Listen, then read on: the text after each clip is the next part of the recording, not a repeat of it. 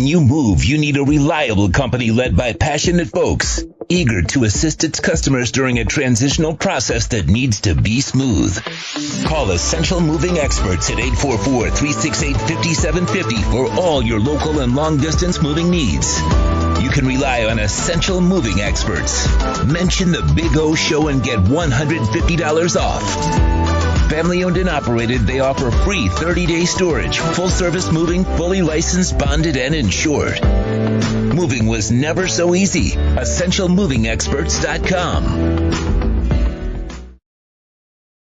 The Big O Radio Show is looking for partners to join our growing platform. If your business is ready to reach an audience that starts in Florida, crosses the nation while expanding internationally, this is the program that provides that vehicle. The Big O Radio Show is ready to broadcast live anywhere in the world to represent your event or product. To reach out by phone, 786-754-4664. That's 786-754-4664. Or email bigoradioshow@yahoo.com. Help us grow as we provide the content and personal connection corporate entities will never achieve.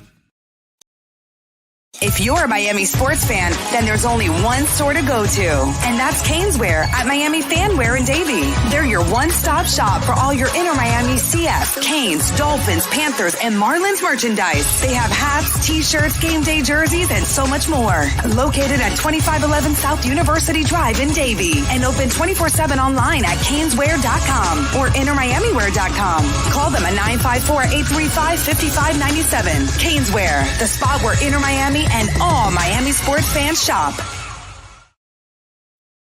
There's no need to drive around South Florida wasting valuable time looking for a new or certified pre-owned Acura. Go to the #1 volume sales dealership in the Southeast United States. Craig Zinn's Acura of Pembroke Pines. Purchase with pace and space in a dealership tailored to your needs. From home buying to providing that personal touch. Contact the 2020 Satisfaction Award winner Craig Zinn's Acura of Pembroke Pines. 888-776-5123. That's 888-776-5123. Or visit them at 15601 Pines Boulevard in Pembroke Pines. Oh, I think I know what this is. Houston, we have a package. Hello? No matter where you are, the Sloman Shield home security system guards your home. With next-gen perimeter protection, 24/7 monitoring, and interior motion sensing. And right now, get a free Sloman Shield security system and doorbell camera, all professionally installed, for free. Shield your world, the Sloman Shield. Welcome to Red Light Therapy, a revolutionary technology perfected by NASA to aid in muscle strengthening and recovery. Red and infrared light has the capacity to penetrate deep into the cell's mitochondria, potentially leading to increased energy, faster recovery, and the optimal performance your body demands. Train, fight, recover.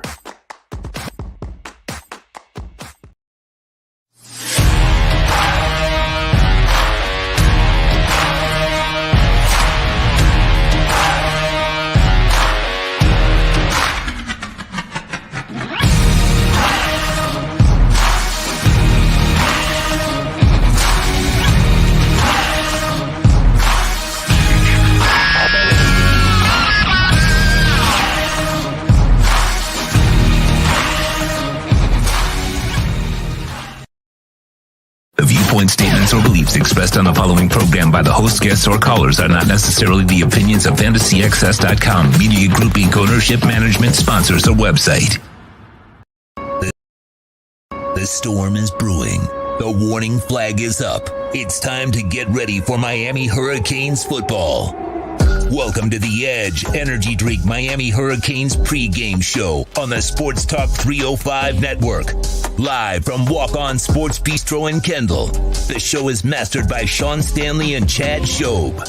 When you're looking for the finest energy drink on the planet, you can only get it delivered to your home or office by going to myedgedrink.com. Use our code BIG-O and get 10% off an energy drink that's delicious, smooth, and has zero aftertaste. Here's your hosts, Orlando Alzugaray and Mike McCoy.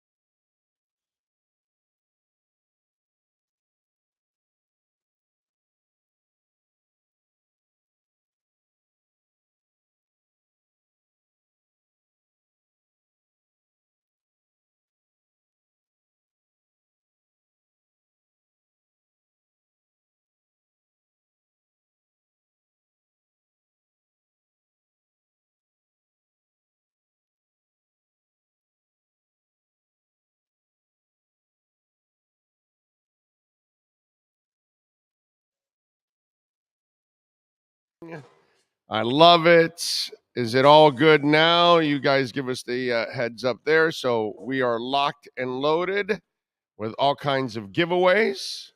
Good there, Sean? Okay. All right. Give us the thumbs up if everything's okay. There we go. All right. We're good. So I guess we got to, oh, yes, definitely. I got you. I got you, Joe. Thank you, my brother. Appreciate you. Remember, we're out here at Walk-Ons in Kendall. We'll be giving away Perdomo cigar lighter and cutter. We'll be giving away a Caneswear gift card every quarter, by the way. Every quarter, we're giving away a cigar cutter, lighter, and a hat. This hat right here. This hat right here. And we've got giveaways. We've got what's it called? There we go. Nice taste testing. How you doing, baby? So we've got taste testing, beer taste testing.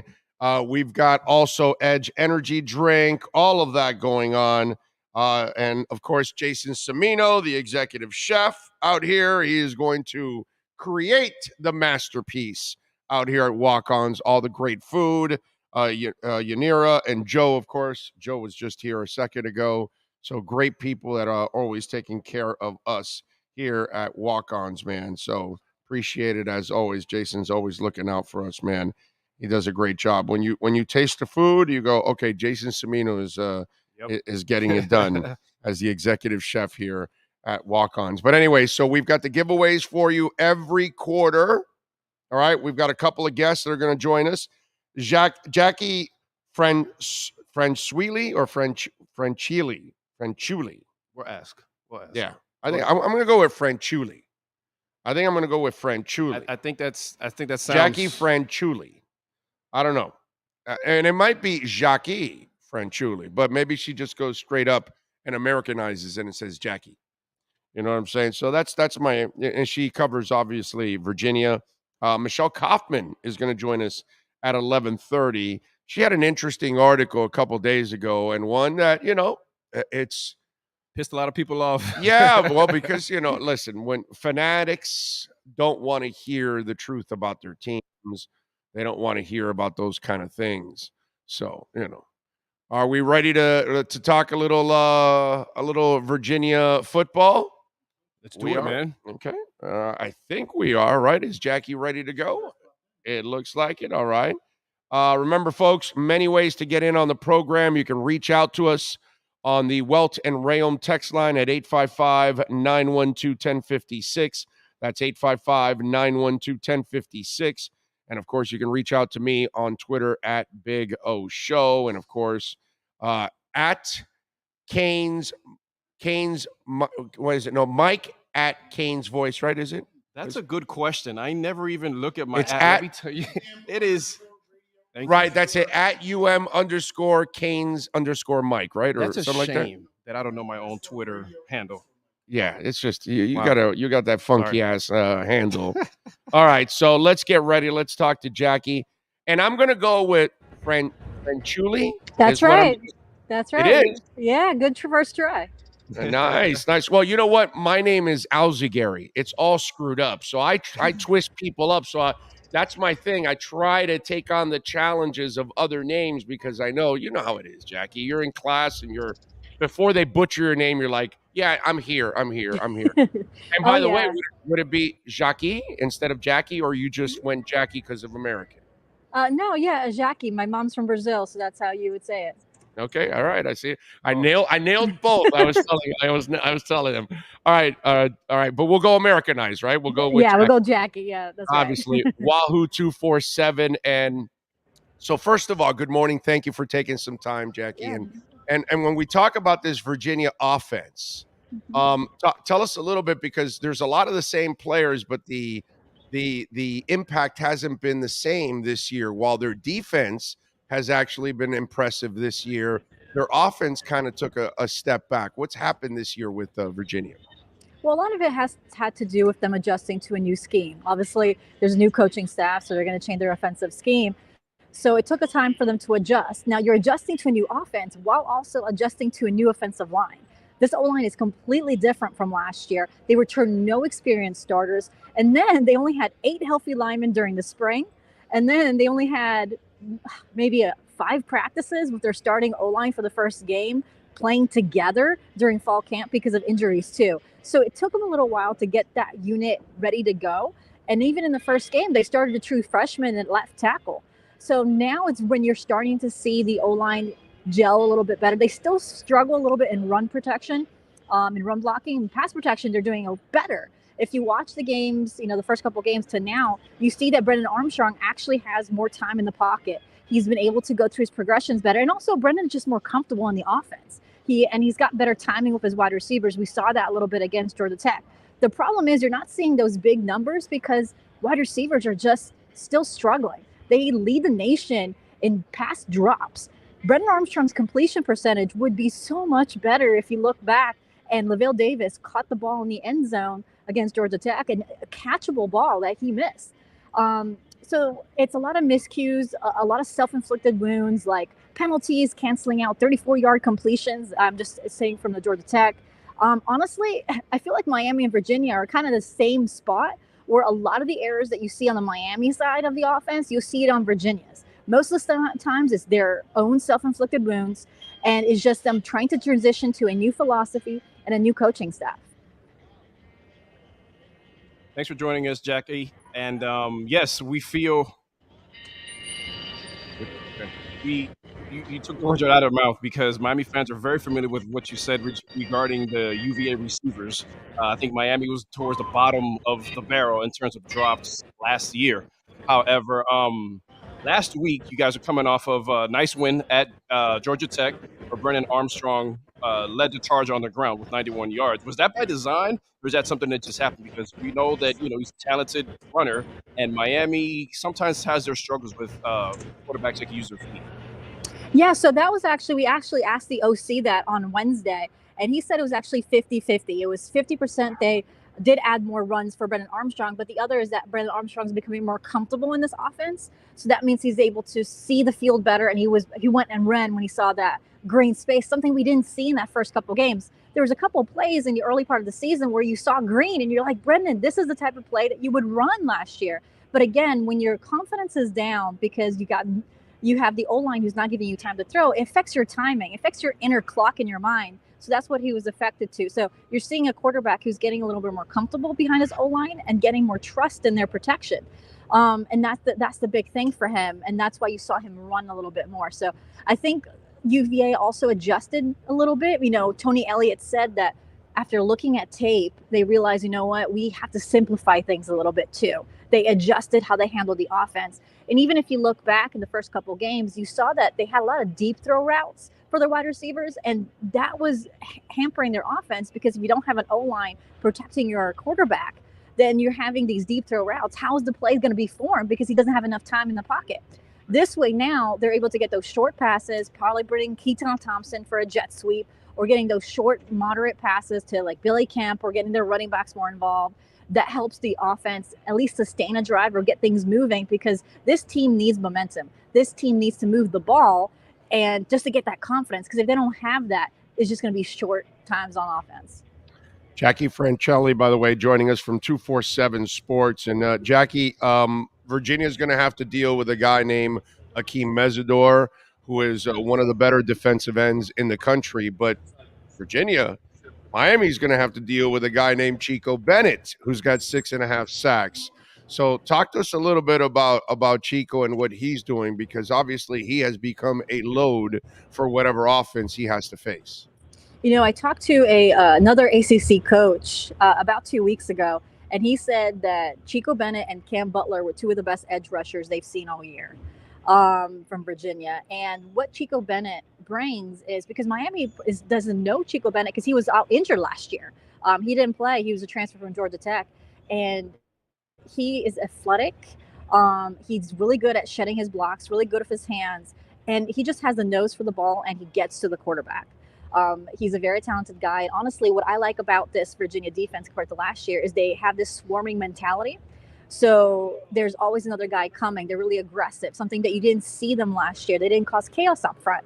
So by them creating pressure, you alleviate the stress on the secondary unit. They got a lot of stress last season. But so because of what Chico Bennett is doing and putting pressure on the quarterback, it is forcing the quarterback to throw bad throws.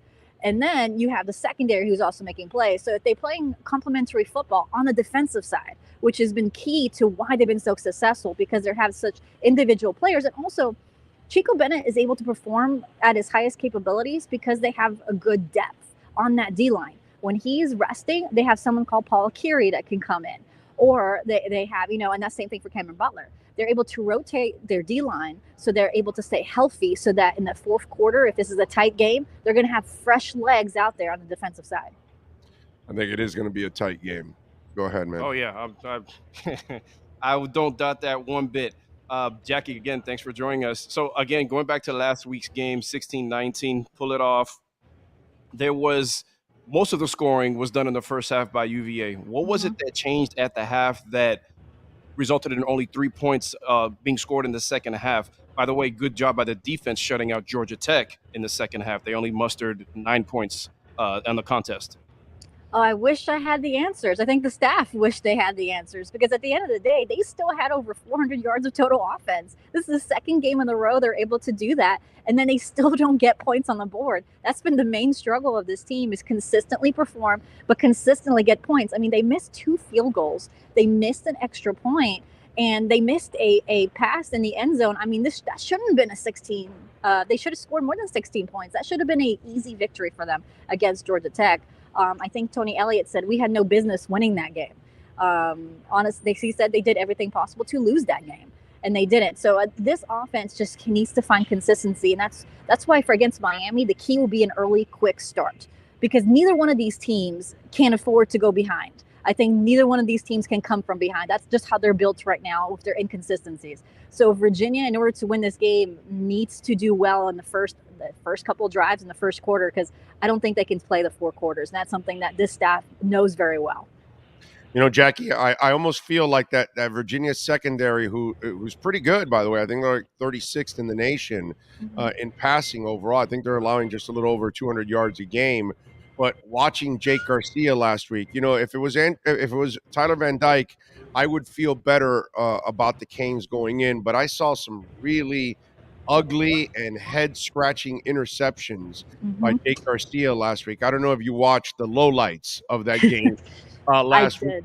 You did, right? So I would imagine, and they're probably not going to say this publicly, but I would imagine that Virginia secondary is kind of looking forward to taking advantage of, or trying to take advantage of Jake Garcia. Yeah, and you have a couple Floridians actually in that Virginia secondary. You have Anthony Johnson, a guy from Broward County, and you also have Antonio Clary, who's from Duval County in Jacksonville. So those guys are familiar with some of the players on Miami's team too. And you know what? They want to win. So not only do they see that they have the potential of winning, they like their matchups battles right now, but they also are hungry because they want to beat the team that, their hometown team.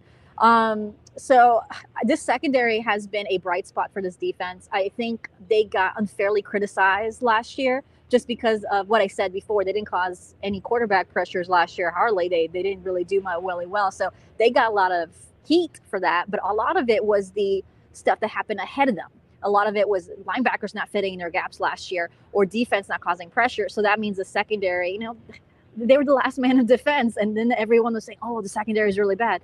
Well, actually, there's a lot that goes into that. The secondary now has other parts of the defense working. So now you're seeing Anthony Johnson, what he's good at. He's really good at man coverage. He's a really smart player.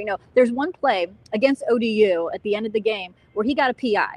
And people say, oh, he shouldn't have got a PI. He extended 4 downs. But if the wide receiver caught that ball, it would have been a touchdown. So he thought, I had the confidence in my defense that I will do whatever it takes for him not to catch that ball. Yes, we'll get 4 downs, but we're going to stop it. And they did. They bent, not break. They allowed a field goal.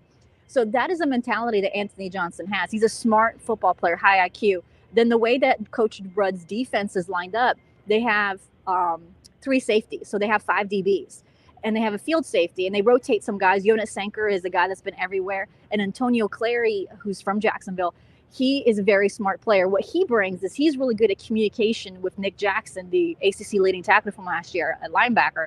What they're really good is they read the defense really well, and they communicate with each other so that they can line up the defense pretty well so that they can, if there's a run coming, they can read it. And that's what's been different, is that they'll be able to communicate and read the offense a little bit better, which is why they're not having those big plays, explosive plays on the ground like if you remember from last year. Jackie, so there's only been 2 games where the defense has allowed 30 or more points. So in my opinion, UVA fields a very stout defense. There's one player by the name of Noah Taylor that I was expecting, well, UVA fans as well, that he would have been back this year as a leader. How is the defense adjusting without him? Because he's a guy that's for sure going to play on Sundays. Very talented player, transferred to North Carolina. So just if your opinion on that, how the defense has been playing without him. I mean, they still have Nick Jackson. I mean, like, Nick Jackson is going to be a guy who plays on Sundays too. Would they want to have Noah Taylor? No doubt about that. They would love to have Noah Taylor, especially, against Georgia Tech. Nick Jackson played with a bad knee. Josh Ahern was out, so they were really thin in linebacker, but they also really like their young linebackers. They really like James Jackson, who's really grown. He had his best game against Georgia Tech. Then you also have Hunter Stewart. You also have Stevie Bracey, who's from Atlanta. And I know he's a freshman, but his body does not seem like a freshman. He seems like a big guy who is very, very physical. And he looks, honestly, if you look at him, you don't think freshman. You think probably like a junior. So he's a very smart guy. So they like their linebacker group. And honestly, Nick Jackson is the team leader. He's the leader on defense, and Brennan Armstrong is the leader of offense. And that was the same last year, too. Nick Jackson has always been the vocal leader. Noah Taylor is a very talented linebacker, but he didn't have that voice that Nick Jackson has. And he's the one that, when Tony Elliott was talking about he needed more buy-in from his team early on in the season, Nick Jackson was the one to step up in that locker room for defense. And so was Brennan. And those two have really tried to take a hold of this team so they can help Tony Elliott and have that buy-in. All right, Jackie, give us a prediction. What do you think happens today? I think because Virginia won the last game and they're back at home, which they're really good at, and Miami just doesn't like playing in Charlottesville. I don't know what it is about playing at Scott Stadium, but Miami, I think, is 3-5 here in Charlottesville. So I'm going to pick Virginia, and I'm going to say like 23-20. It's going to be a low-scoring, ugly game. Yeah, and by the way, Virginia has not won 2 games in a row this year. They have not. So this would be a first for them if they're able to win 2 games in a row. I'm expecting an ugly one, and I kind of think the same thing, Jackie. I think Virginia's going to come out on top today. Unfortunately, I don't have a lot of faith in Jake. I did not like what I saw from the young man last week. He looked very confused, and he's actually going up against a pretty good defense today. I think that's going to be a challenge for him. If Van Dyke was playing, I would actually pick UM, but with Garcia playing, I think Virginia. I'm with you. They muck it up. It's an ugly game, but they come out on top. I'm with you there, Jackie. Thank you for for taking some time and breaking it down for us. Excellent job. Really appreciate the insight. Yeah, no problem. Thanks for having me. It's our pleasure. There you go, Jackie Francelli with 247 Sports. Very nice to join us. And by the way, if you want to follow her, JACQIUE, Jackie. And then it's Fran, and then _. Okay? Jackie Francelli. There you go. Excellent work by her. Appreciate that. As always, Sean Stanley mastering this program. If you want to get in, you can also send in your questions, your comments, also on the Welt and Rayom text line at 855-912-1056. I'll pull up the text line here. If you guys want to send in your text, you can do that at 855-912-1056 on the Welt and Rayom text line. And to me, that's where I don't come in with a ton of confidence today, only because of the quarterback. I mean, listen, overall, the team doesn't give you any confidence. But with Van Dyke, I just feel like you got a shot with him. You know what I'm saying? Right. And Jake now has to earn my trust right now. And this, by the way, this is a good game for him to start earning some trust, because we just talked about it with Jackie. You got some pass rushers. You got decent linebackers here. You got a good secondary. This is a good defense. It's not a great offense, but it's a good defense. So the challenge for Jake is big for him, for a first-time starter. Let's put it that way. Not the first time he plays, but he's a first-time starter. This is going to be a little bit of a challenge for him. No doubt. And on the road, especially in a conference game, the one thing that you need, well, 2 things that you need to travel with you are defense and a running game, which has been pretty much non-existent for Miami since, Texas A&M?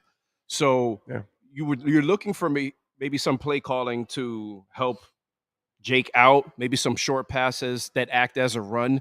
Who knows if we see more Ja'Cory Brown in there in maybe a more expanded role.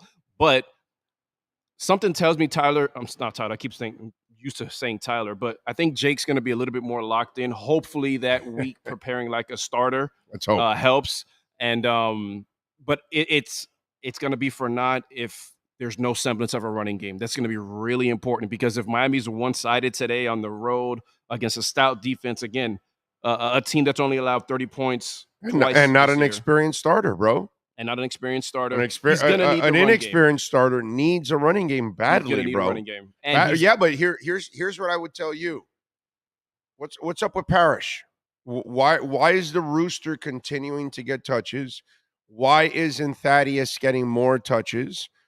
Add a little bit more power to the game. I don't know what. See, and this is where, for me, Josh Gaddis is on double secret probation, because if there's one coach that I have to feel like, I'm not happy with his work, it's Josh Gaddis so far. He's the one guy that, and as Manny said yesterday, Mario changes coaches a lot. And Josh Gaddis is on a pace not to be here on a long-term basis, because I have not seen a coach that has adjusted well to the talent that he has on the field. And can anybody argue with me why Henry Parrish doesn't get more touches when he has proven to be the most consistent, physical, and best back that you have? So I'm going to answer that, and then we'll get back to your other point about Gaddis. The only thing I could think of as to why guys like Rooster or other guys are getting carries not as much as they probably should is because you don't want to give up on them. Much like you didn't want to give up on TVD and bench him after that, But that's a proven player. The Rooster hasn't proven shit. Like Tyler Van Dyke balled his ass out last year, so he earned that respect and that patience. The Rooster has never, ever, ever earned anything yet. All he has is a name, the Rooster. That's it. That's all he has. That's what he's earned. Outside of that, it's,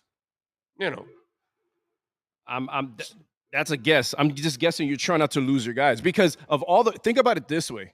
Of all the running backs on Miami's team, Rooster is the only one with that type of explosiveness. Yeah, I know, but you'd rather lose Parrish then by not using him? No, absolutely not. But you're going to get with Parrish. Every time he runs the ball, you're going to get the same thing. He hasn't fumbled this year, I don't think. And he runs hard, bro. He runs hard. No, I love how he runs. Again, he reminds me of somebody made the comparison of Joe Yearby. And that's a really good comparison. If you see their style of running, it's very comparable. But that's the only thing I could think of. You don't want to lose your guys, but you're going to have to talk to him, or maybe set up a Zoom conference with DJ Dallas, because DJ Dallas had the same type of problems his sophomore year. He was fumbling the ball a lot. They were rectified. That was great. So we'll see. But that's the only thing I could think of, because, again, think about how the offense looked last year when Rooster was suspended, and then everything opened up when he came, when he was back from suspension. The first game that comes to mind is that UNC game. It was a complete different offense, and I get it. TVD had a lot to do with that, but still, a lot more play calls on the table. So that's the only thing I can think of. You don't want to lose your guy. To your comment about Gaddis, there's a lot of guys running right open. There's a lot of guys running wide open in this offense, and there's been a couple breakdowns over on Twitterverse that proved it. Especially, there was a play last week right before the half. It was a touchdown drawn up to Rooster. He was coming out of the backfield, but that offensive line was not executing. It was not executing. And we got to talk about that too, because I'm not sure who's going to start at center this week. Well, it's probably going to be Ja'Kai Clark, who was the emergency center last week because he was hurt. The right guard, we all know that Justice Oluwashona is out. And last week, I believe it was, can't remember who made the start, local player from Miami Central. We'll pull that up in a second. The name escapes me. But that's an issue. Gaddis is scheming guys open. They're either, they being the quarterbacks, don't have enough time to get the throw off because of the O-line is just not executing, not communicating, or maybe the receivers are late getting out of their breaks, whatever the case is. But Gaddis is adjusting, and it's just like, where do you turn? I'm trying this, I'm trying that. But Miami has yet to play a complete game. There has not been one game this season, even if they're blowout wins, where you see offense, defense, and special teams put it all together. And so when is it going to happen? I don't know. Miami needs to make a bowl game because I'm sorry, it will be a failure of a season if Miami doesn't even make a bowl. Everybody was talking. You talk about left guard, by the way? Right guard. Oh, right guard? Okay. Right guard. Last week. Wasn't it Justice? No, he was hurt. Then Ausman Traore or whatever. I believe he's number 50 or I can't recall. Local player, Lawrence Seymour made the start last week at right guard, and it was his first start of his career. So that's the first thing. That's the first thing that we're talking about because again, Jake's making his first start, and on the road, Virginia, tough defense. If that run game's not there, and then the pass game is not working because you're getting off inconsistent play from your O-line, it's going to spell doom. Yeah, he's a redshirt freshman. From Central. From what I'm seeing here, yes, exactly. His first start last week. Miami Gardens, Miami Central. Mm-hmm. Hometown Miami Gardens, went to Miami Central. Lawrence Seymour. I don't know. See, the problem is from week to week, I don't know what the hell's going on with the offensive line. It's a revolving door. Right, exactly. So we have yet to see Zion Nelson start this year. Doesn't look like we're going to see him for a while. And again, Zion Nelson dealing with injuries? His knee. Shocker. His knee. Shocker. Next thing you're going to tell me a Boza or a Watt got injured also. Oh, man. Shocker. Absolute shocker. Ken Helm, by the way, who's a mad texter on the and what I mean by that, Ken, is that you text a lot, not that you're literally mad. And we love you, by the way. But he does bring up something interesting. Thad is in Mario's doghouse for some reason. I don't know if that's true or not.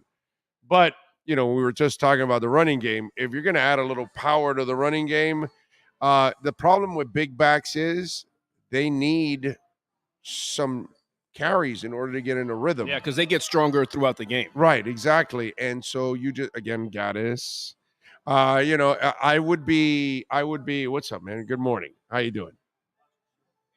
Thank you, man. Appreciate it. Thank you for coming by. There you go. Thank you. And so I hope that with Thaddeus, I would be using him a lot on my short yardage stuff. For sure. And keep him in rhythm. So I'm constantly in 2nd and 1, 3rd and 1, 4th and 1, 4th and 2, 3rd and 2, 2nd and 2. I'm bringing the big back in. I want to hammer the crap out of you. And I want to give my line an attitude and say, all right, here comes the big boy. Now you guys up front, let's go. Let's road grade and let's develop, some kind of an attitude. And that, by the way, that goes exactly up his alley. That's kind of who he is anyways at heart. But at least that's what I would have done with Thaddeus. Kept his mind in the game, kept him physically in the game, that by the end of the game, Mikey, he's got 8 carries. He's got 10 carries. He contributed in many different ways where he was the sledgehammer for the team on a lot of short yardage. And then I keep my guy, Parrish, and if I have to play Rooster, a little fresher because I don't have to use them in those kind of situations. But somehow or another, we haven't found a way to use Thaddeus. We don't use Parrish enough. And then we're watching them give Rooster, the guy that keeps screwing up, too many opportunities. And by the way, Mikey, that doesn't send a good signal that you can continually screw up and you're getting the opportunities and others that deserve it aren't getting enough opportunities. That's kind of twisted. I agree. I don't disagree with that, but there is another side. You could look at it as, look, man, these guys are making mistakes and they're making the same mistakes and they're not learning from it. You could look at it that way.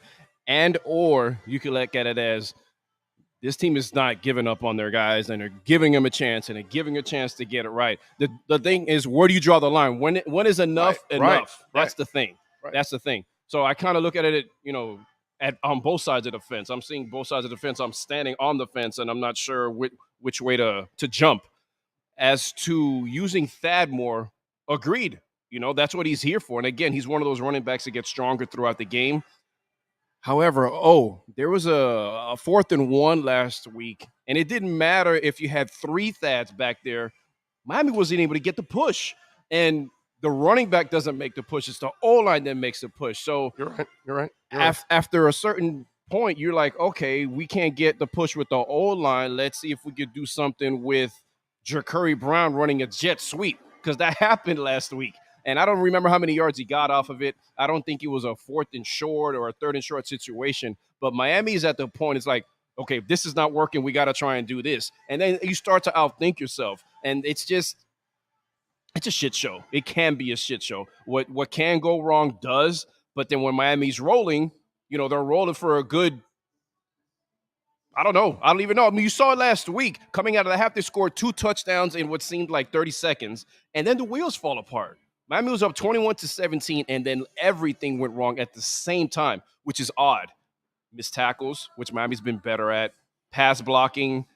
Jake started throwing interceptions, and it was just very strange. And I don't know what happened. Again, they came out like gangbusters in the 3rd quarter, and I don't know what the situation was, but a lot what Jackie said in the pregame a couple minutes ago. She was really good, by the way. She was great. She was great. Again, thank you, Jackie, from 247. Really broke it down. She really gave us good insight on Virginia. She made me think she was talking about the Miami Hurricanes at one point, because it seems like the UVA Cavaliers have the same issues.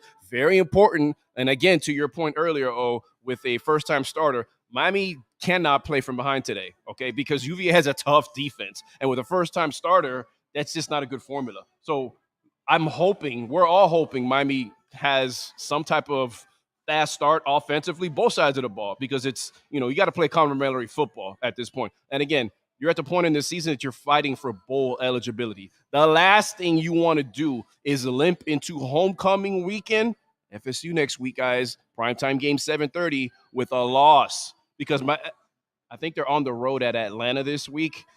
I'm probably picking them to win that game. So they're going to come in sky high. They're already scheduled for homecoming. And who do you schedule for homecoming? Somebody that you're supposed to beat, right? Yes. Miami was scheduled for homecoming Virginia Tech. They probably took some type of offense to that, whatever, I don't know. But this is a very important game for Miami all around. Offense, defense, special teams, coaching, recruiting. Got to do it. Yep, I'm with you there. That's Mike McCoy. I'm Orlando Alzugaray. Remember, you want to get in on the Welton Rayom text line. You got a question, a comment, 855-912-1056. That's 855-912-1056 on the Welt and Rayom text line. Of course, you can also reach out to us on Twitter. That's at Big O Show. Follow us there as always. That, my friends, is a 24-hour talk show. We're coming to you live from Walk-Ons in Kendall. We are here every single Canes game, and we are here throughout, and we got our post-game show. We'll have Mario Cristobal's press conference. Manny Navarro will come to us live. By the way, next week, Gabby Arrudia gets back onto the platform. He's been out the last couple weeks.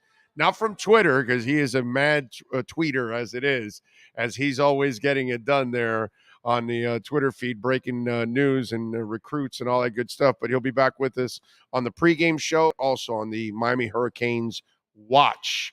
And remember, the Miami Hurricanes Watch with Mike McCoy, Tuesday nights from 8 to 9 p.m., 7 to 8 p.m. It's the State of Florida Gridiron Roundtable with myself, Manny Navarro from The Athletic, Ira Schofel from War Chant, and Kevin Brockway from the Gainesville Sun. So we go around the state.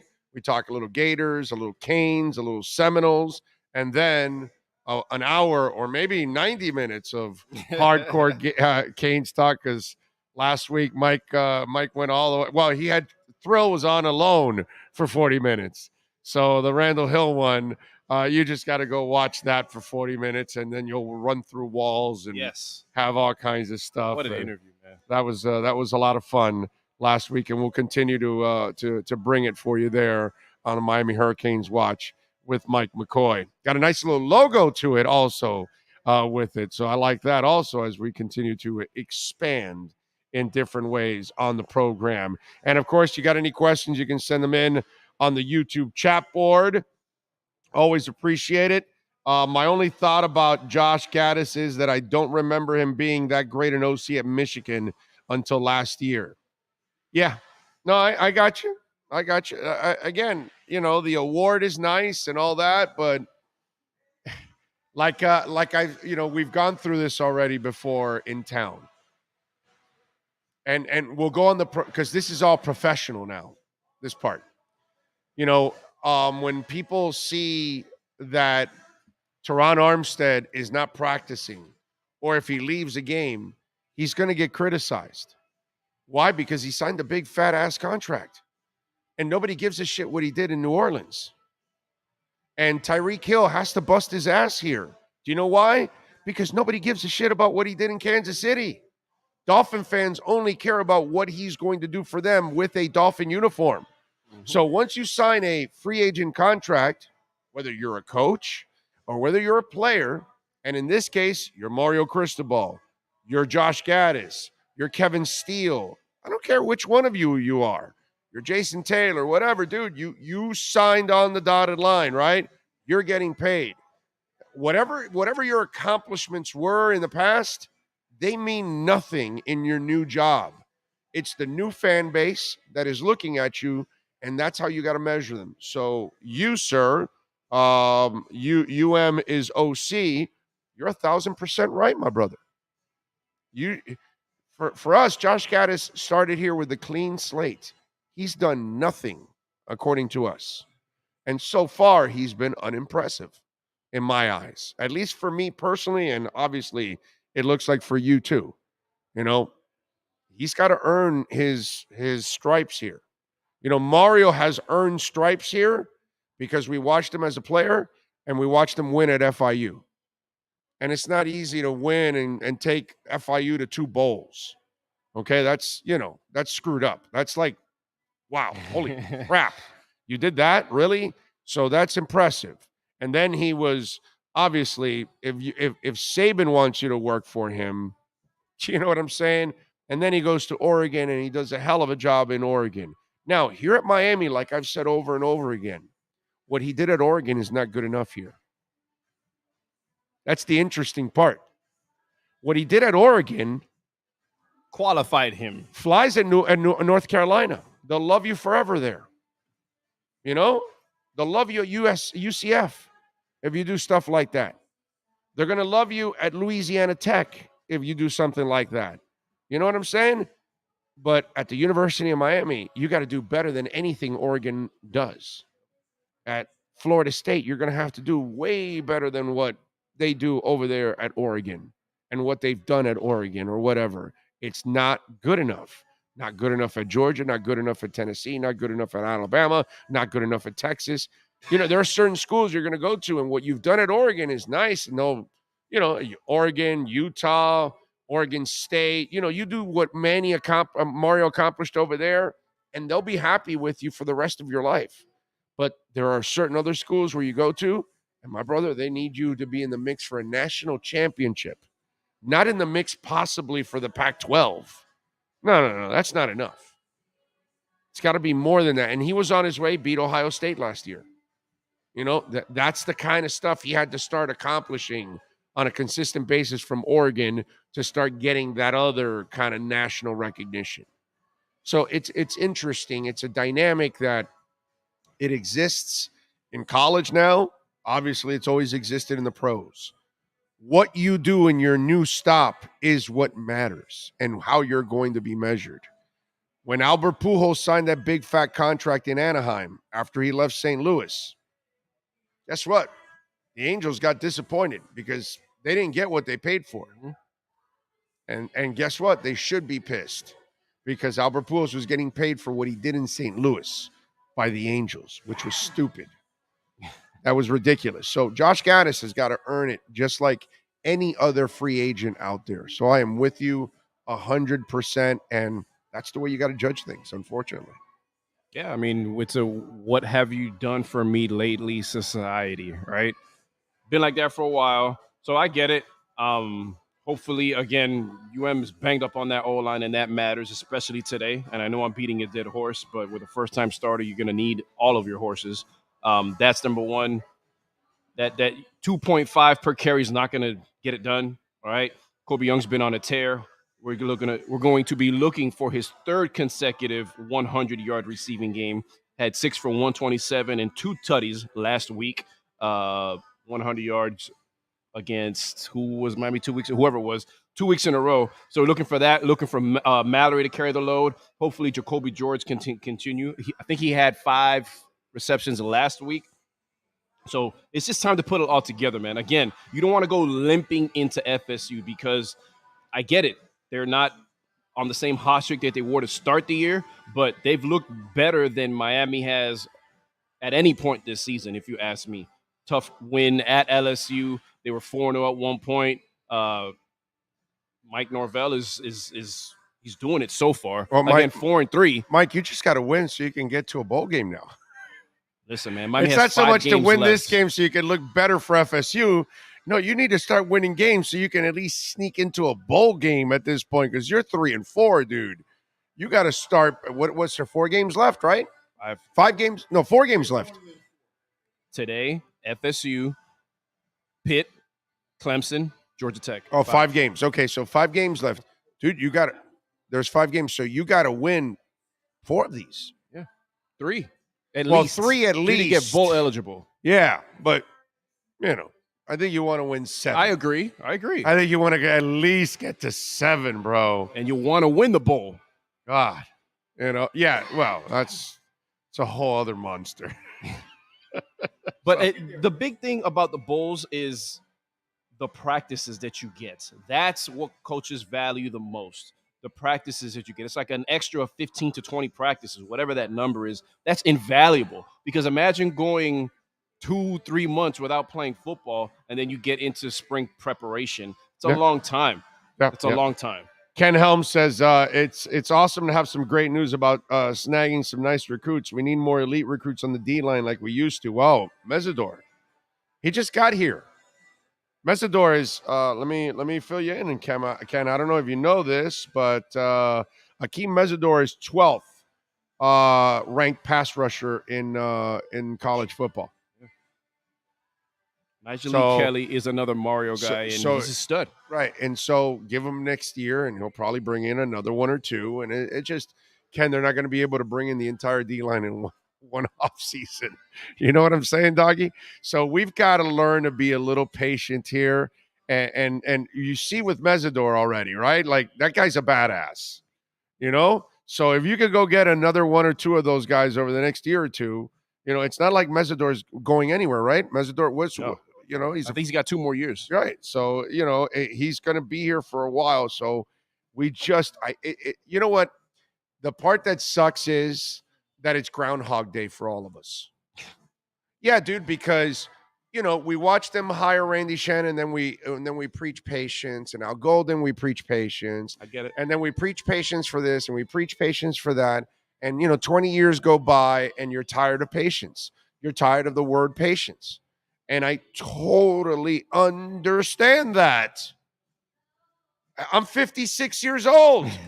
When we started this patience shit, I was 36 years old. So I'm with you, dude. I get it.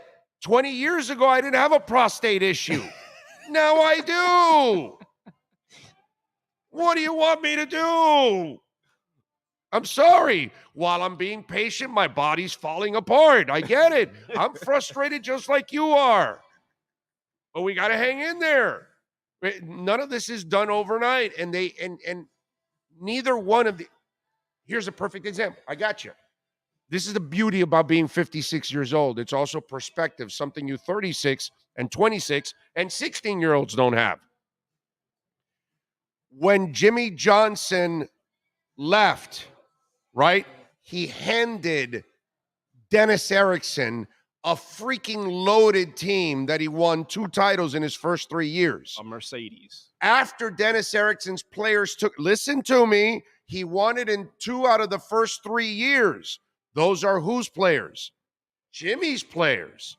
After that, he started getting his butt kicked every year in the bowl games because his players took over. His people took over, his type of energy and lack of discipline and all of that. Dennis Erickson can coach an ass off. I mean, he is awesome. X's and O's.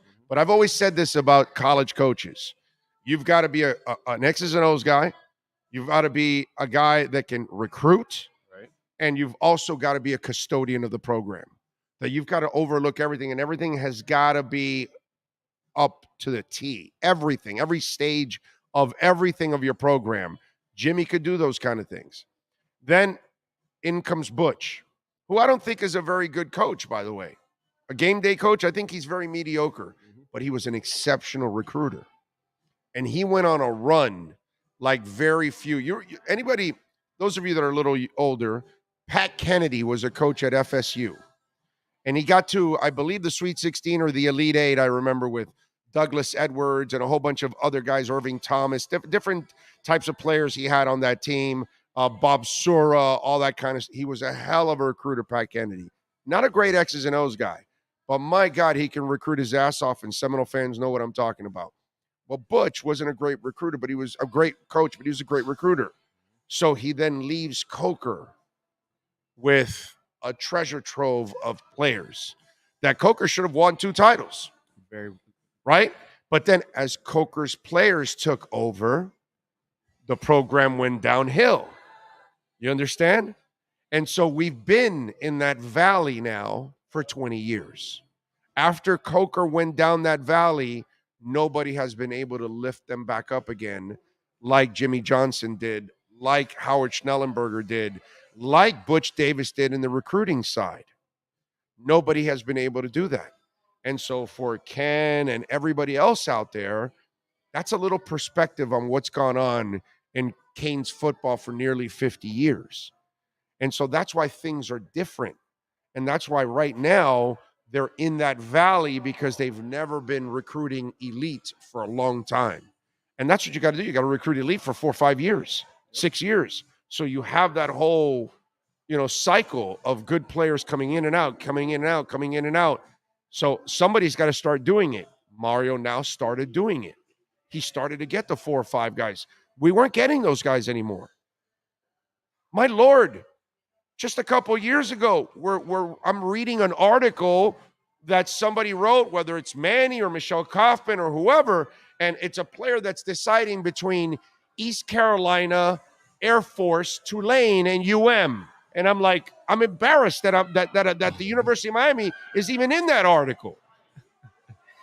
Now you're seeing, you beat out Florida and Alabama and Georgia for that player. Now we're talking. Now we're talking. And that's the point. And so the word patience is a bad word. Oh my God, yes. I'm better off dropping the F-bomb here 87 times than patience. I get it. I totally understand.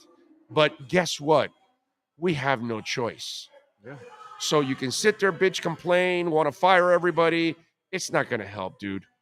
It's not going to help. It's not going to change a damn thing, and it's not going to hurry up the recruiting process. It is what it is. The good thing is, here's where the bright side of it. What Jimmy Johnson didn't have, what Howard Schnellenberger didn't have, and what Butch Davis didn't have. He didn't have NILs, and he didn't have the transfer portal. So instead of 4 to 5 years, I think by year 3, you will be more than happy with Mario Cristobal. Because with 3 years of recruiting, NILs, and transfer portals, you should be a beast again. So that's all I can tell you. And then the other part is the patience thing, and it sucks, and everything you said is spot on. He inherited problems that weren't his. He didn't create this mess. All I did was go through the history of what's gone on. Just give you exactly what's gone on and what's led success from one coach to another. Notice 2 of the guys that won titles, they weren't the complete coaches. They couldn't recruit, they couldn't coach, and they couldn't maintain, which is the custodian part. Right. Okay? The great coaches are the ones that move on to the pros and all that. Those guys are the ones that could do all the maintaining. So now Mario has to prove he can coach, he can recruit, and he can be the custodian, maintain that level. I say it all the time. When a guy that helped build the greatest team in college football history, the greatest team that you've ever seen, I've ever seen, has ever seen, he helped recruit on that team under Butch Davis. A couple years later, You head to Alabama, and you are worthy enough to coach the offensive line under Nick Saban. Nick Saban loves to run the football. He's trusting you to coach that O-line, recruit that O-line, and block for Derrick Henry. I'm sorry, but you're credentialed, okay? And by the way, I think he was an offensive, a co-OC on that 15 national championship team that was a high-scoring game against Clemson when Alabama won. And then look what Dan Lanning takes over at Oregon. Mario's players. No, he also added the quarterback. He added like 4 or 5 players that are actually the defensive end that's kicking ass is his guy too. Yes, he got some transfer portals. He added. He did. He got Mario's guys, but he actually added his own too. You got to give that guy credit. He's done a really good job. No, Dan Lanning is a guy that I was hoping would be a defensive coordinator here. So he did a really good job over there. He brought some 100%. Players. That quarterback is balling. In 4 or 5 years at Oregon, I was going to say Manny. Mario won 2 Pac-12 titles. And say what you want about a down Pac-12, I'd take 2 ACC titles in a down ACC right now. I'd do it in a heartbeat. Yep, I'm with you. Again, patience, it sucks, but none of this, it was all inherited by Mario. He knew what he signed up for, and I'm sorry, but slowly but surely, you're starting to see the fruits of his labor. Mario took over last year, December. Recruiting was ranked like in the 50s or 60s. He ended up with a top 15 class. Think about that. Yep. So it's beautiful to think about it. Bitcoin's over 21,000. All right. We are getting ready for Little Virginia and Miami 1 hour down. Michelle Kaufman is going to join us. We're going to take a quick break. We're coming to you live from Walk-Ons in Kendall. Come on out here, man. Every quarter we're giving away prizes. We're giving away a Perdomo cigar lighter and cutter and hat every quarter. We're giving away a Caneswear gift card every quarter. We're giving away Edge Energy Drink taste testing. We got beer tasting out here. Come on, man. Plenty of giveaways, plenty of fun, TVs everywhere, great food, great atmosphere. Come on out, baby, at Walk-Ons in Kendall on 162nd and Kendall Drive, right off of Kendall Drive and the Turnpike. Go west about 10 minutes. We're on your left side, or if you come from the west, you can come through Chrome Avenue and come down on Kendall Drive, and we're on your right side. Just about a mile and a half about there, right off of Kendall Drive, man. Off of Chrome Avenue. So come on out here and join us. We'll be out here all afternoon. Mike McCoy, Orlando Alzugaray, Sean Stanley, the man that masters this entire platform every single day. We're coming to you live from Walk-Ons. It is the Edge Energy Drink Miami Hurricanes pregame show live from Walk-Ons in Kendall on the SportsTalk305 Network. You're listening to Miami Hurricanes coverage live from Walk-On Sports Bistro in Kendall on the SportsTalk305 Network. This is the MyEdgeDrink.com Miami Hurricanes pregame show with Orlando Alzugaray and Mike McCoy. When you move, you need a reliable company led by passionate folks, eager to assist its customers during a transitional process that needs to be smooth. Call Essential Moving Experts at 844-368-5750 for all your local and long-distance moving needs. You can rely on Essential Moving Experts. Mention the Big O Show and get $150 off. Family owned and operated, they offer free 30-day storage, full-service moving, fully licensed, bonded, and insured. Moving was never so easy. EssentialMovingExperts.com. The Big O Radio Show is looking for partners to join our growing platform. If your business is ready to reach an audience that starts in Florida, crosses the nation while expanding internationally, this is the program that provides that vehicle. The Big O Radio Show is ready to broadcast live anywhere in the world to represent your event or product. To reach out by phone, 786-754-4664. That's 786-754-4664. Or email bigoradioshow@yahoo.com. Help us grow as we provide the content and personal connection corporate entities will never achieve. Oh, I think I know what this is. Houston, we have a package. Hello? No matter where you are, the Sloman Shield home security system guards your home. With next-gen perimeter protection, 24/7 monitoring, and interior motion sensing. And right now, Get a free Sloman Shield security system and doorbell camera, all professionally installed, for free. Shield your world, the Sloman Shield. Red Recover now offers a simple-to-use, professional-grade light therapy device designed to help your dog heal and live a healthier life. Red Recover emits red and infrared light therapy based on the same science that NASA developed, all in a soft, flexible housing pad powered by a convenient, rechargeable lithium-ion battery. Say yes to science and give your dog the care it deserves with Red Recover.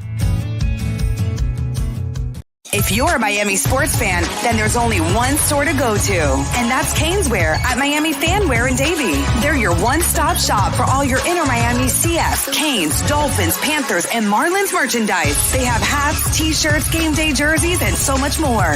Located at 2511 South University Drive in Davie, and open 24/7 online at caneswear.com or intermiamiwear.com. Call them at 954-835-5597. Caneswear, the spot where Inter Miami and all Miami sports fans shop. The viewpoints, statements, or beliefs expressed on the following program by the host, guests, or callers are not necessarily the opinions of FantasyXS.com, Media Group Inc. ownership, management, sponsors, or website. You're locked into the only platform truly dedicated to South Florida sports. This is the Edge Energy Drink Miami Hurricanes pregame show, live from Walk On Sports Bistro in Kendall on the Sports Talk 305 Network. Here's your hosts, Orlando Alzugaray and Mike McCoy. Right, there she is, and writing a sizzling article this week. But before we talk to Michelle Kaufman, Michelle, do you happen to know my co-host? I think I've seen that young man before, Mike McCoy. How you doing? Yay! How you been? I am so happy. When did this happen? This season, I was lucky enough. O reached out. I was available. I said yes, of course. The only game I didn't do was the Bethune game, but we've been here ever since. And by the way, we got to thank Manny Navarro and Larry Million.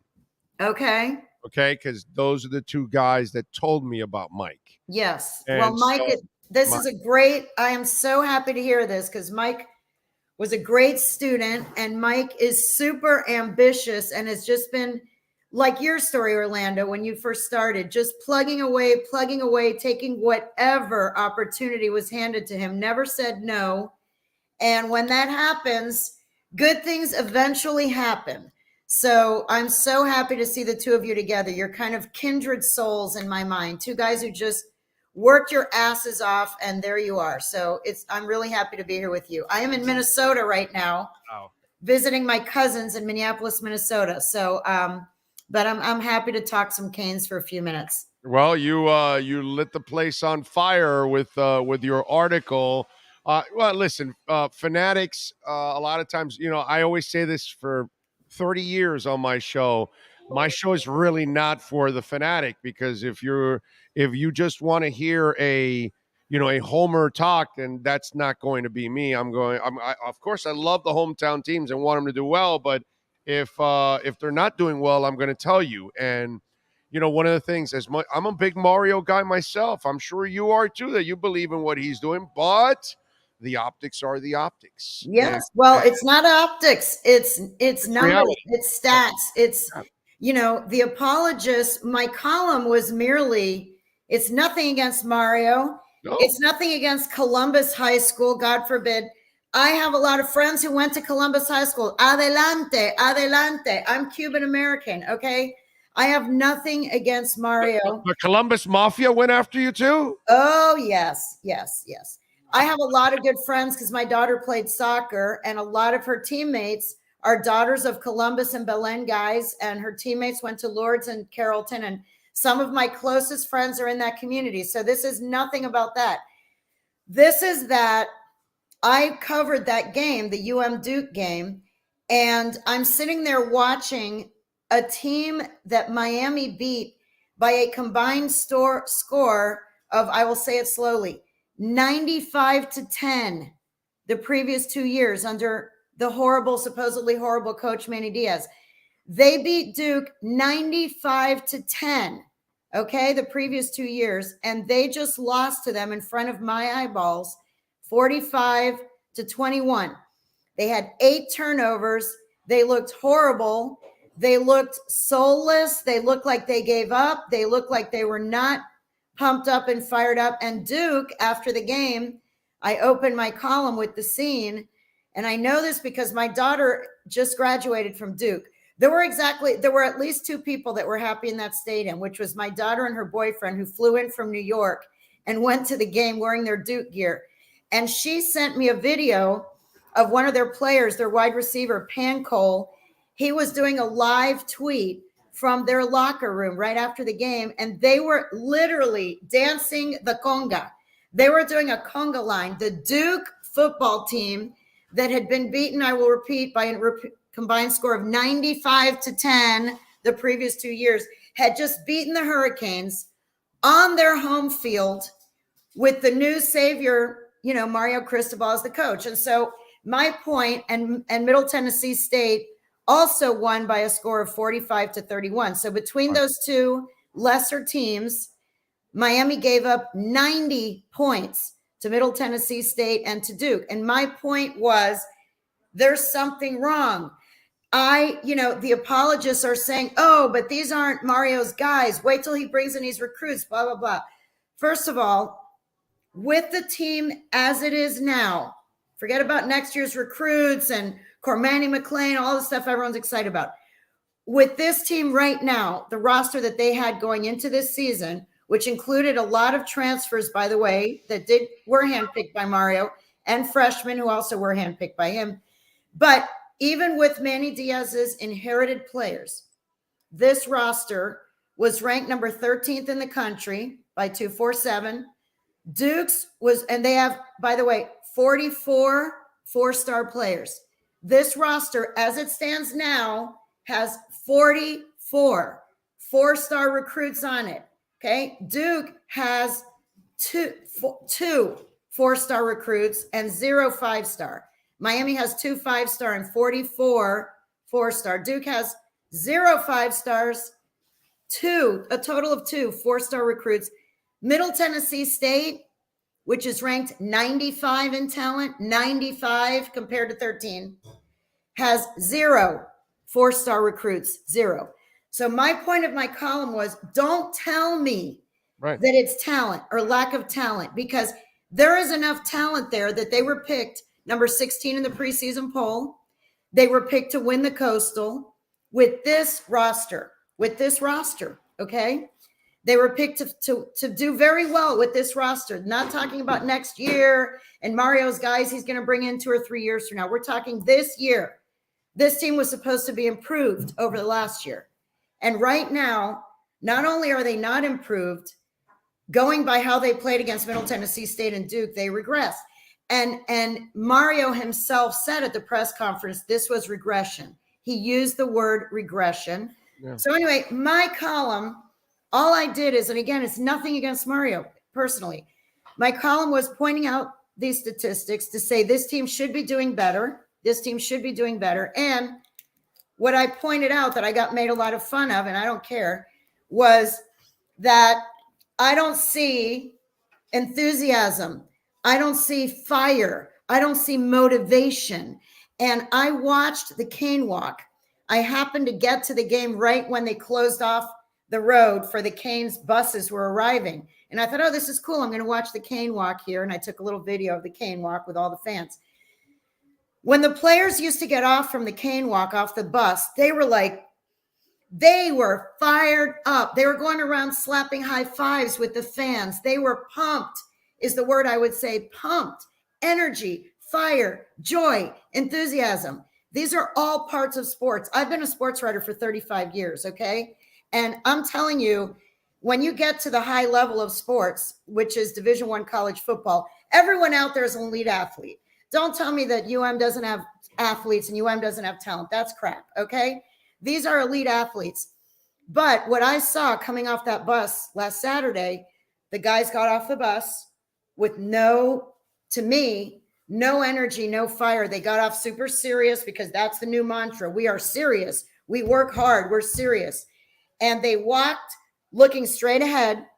The fans were calling their names. They had posters that they made. They're trying to get the attention of the players. The players didn't even look at the fans. They just walked straight ahead. Boom, boom, boom, boom. Bunch of guys walking in a line. They were not Hurricanes. I went to I was there in the 80s. Those guys had a personality. Those guys had a personality, and those teams had a personality. And what I wrote was that when you look at the Miami teams of the past that succeeded, and when you look at Jim Larinaga's teams that made the Sweet 16s and the Elite Eight this past year, with not the top talent, not all the McDonald's All-Americans, what they had was freedom, energy, joy, enthusiasm. I think that that's really important, and especially with today's athletes. I think today's athletes like to express themselves. They like to have self-expression. They go on social media. They like to express themselves and show their fashion and show their music and show who they are. And I feel in my heart of hearts, I'm sorry for all the people who disagreed with me, I feel that this team is playing scared and playing stifled. They're playing like they are afraid. They're playing tentative. They're not playing with that confidence and enthusiasm that Hurricane teams should play with. So that was the point of my column. Could it be a lack of success, Michelle? Could it be more of a lack of success, and why? Because, see, a lot of the stuff you're talking about, and I love the comparison with Larinaga, but then again, Larinaga has had a lot of success. Although the last couple of years were kind of rough years, but that was for other reasons. But overall, his program has been successful. Players are winning. When the teams you're talking about had swag, they were winning. They were successful. I know, but I think there's a chicken egg. I think there's a chicken egg there. Okay. I think part of their success is their confidence and enthusiasm. I think it's a chicken egg. I don't think that you only have enthusiasm when you're winning. The teams that I saw and the great athletes that I see in every sport, they have an energy and an enthusiasm and a confidence about them, even when they lose. Even when they're losing, they don't just quit. They don't just give up. They don't just look like they're going through the motions, and to have 17 penalties the week before, and the very next week, 8 turnovers. That's a lack of concentration. That's a lack of something. And so for whatever reason, the team does not seem to me like they've all bought in and they're all fired up about Mario's new system. I don't think they are. I think they're still in a transition period. And, look, I'm a grad, and as a sports writer, it's a lot more fun when the local teams are winning. The players are in a better mood. The coaches are in a better mood. The fans are in a better mood. More people read our stories when the teams are winning. When the teams lose, our numbers drop. Our page views drop. I feel you. People, when the team becomes irrelevant in the national picture, my numbers go way down. So anyone who thinks that I want the team to lose, I don't. I went to University of Miami, and I'm a sports writer, and it's better for everybody when the local teams are winning. It's a lot more fun. My point was just that there's something missing. There is something missing. And Mario Cristobal is supposed to be this great coach. Yes, a great recruiter. Everyone says he's a great recruiter. That is undeniable. Even with all the losing, he's still getting top recruits. I don't deny at all that the guy knows how to coach and that he recruits. I'm saying that this particular team of 80 guys, or however many there are, these guys are not, they haven't bought in, and they're not playing like a team that's totally on board and that is super psyched for this team and to be playing right now. And maybe they'll change today. I'll be interested to see how they played today. But those games against Middle Tennessee State and Duke, it was difficult to watch, after watching them destroy. And yes, the Duke coach, by the way, the Duke coach is doing a fabulous job. He's a first-year coach. And one last thing I want to say. One of the other arguments I made in my column is that the two things people were saying were, A, he doesn't have his players. This team is shit talent. Oh, sorry. This team has bad talent. You can bleep me out. Okay. No, this team has crappy talent, which I say is not true. X, not true. They don't have bad talent. They have good talent. Number 2, well, it's his first year. It takes time to implement a system. Yes, it takes time to implement a system, but other coaches that are first-year coaches are having success. One of them being the Duke coach, who, by the way, has never even been a head coach. He was an assistant coach his entire career. This is his very first head coaching job, which is not the case for Mario. And that guy has Duke playing at a much higher level than they were playing before. You've got Lincoln Riley out at USC. This is his first year in that program, and they're 6-1. So there are first-year coaches that are good coaches that are doing good things with their team in their first season. And I am telling you, and I started my column, I think my exact words were, nobody, comma, not Mario Cristobal, not any of his players, not any fan, and not any reporter who was at his emotional introductory press conference last December 6th or whatever would believe or accept that Duke Blue Devils were dancing in the locker room at Hard Rock Stadium after a 45-21 shellacking. Nobody, not even Mario Cristobal himself, would have started this season and said, you know, we're really going to suck this year because I'm building something for next year. We're going to lose to Middle Tennessee State. We're going to give up 90 points to Middle Tennessee State and Duke. No, Mario Cristobal would have never said that or predicted that. Nobody who's the most diehard fans would have never predicted that the season so far would have gone as it has. Nobody would have predicted it. So I was just pointing out the facts. And then I only merely said that I felt that the heart was missing. And some people are saying to me or have responded to me that the heart missing means that those players don't have heart. And what I was saying is they didn't just go from being 4-star recruits to not being passionate football players overnight. I don't think that happens. I think there's a misconnect. There's a misconnect there. There's something going on, and hopefully they can turn it around and have a great end of the season. Last year's team won 5 of its last 6 games. For those who forgot, last year's teams won 5 out of 6 games to end the season. So maybe this team will do the same, and they'll get in a bowl game, and everyone will be celebrating at the end of the year, and I'll be giving Mario Cristobal and his staff every bit of respect and props that they deserve. Right now, the team has been a disappointment. That's the truth. Mike, I blame the little jersey they gave him in the introductory press conference for all that. Was a little tiny jersey. That was, He can't fit it. It was a tiny jersey. And that didn't fit in his thigh. That jersey didn't fit his thigh. That was a tiny jersey. I don't know what they were thinking about that one, but I mean, Mario did lose some weight from his playing days, so not that much. Maybe that's what they thought. Not that much. He's got to be a supermodel that's anorexic in order to fit in that jersey. Again, thanks, Professor, for joining us all the way from Minnesota. And for me, it's a little bit of both. I think there's definitely a disconnect. All right, like you said, transition from coaching staff to new X's and O's and everything. And the other part, I do think some of it is a lot of the guys aren't playing with the fire that you normally see from a player. And the other part is I do think coach is trying to set a certain expectation, a certain standard. These are the do's, these are the don'ts.